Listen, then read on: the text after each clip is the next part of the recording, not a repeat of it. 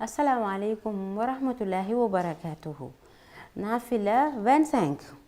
guddi ñaar fukkeel gi ak juróom ci weeru koor sopp nañ ko ci julli juróom ñetti rakaa rakaa bu ci nekk nga jàng fatiha benn yoon jàng qul huwallahu ahad ñeenti yoon bala moo jóge fa mu ko doon jullee dees na ko jéggal bàkkaaram yépp te yàlla du ko mbugal abadan mbokk yi ku ci bëgg yeneen i leeral dangay dem ci Xurratu Ayni bu Sëriñ Suhaybu Mbàkke page 149 150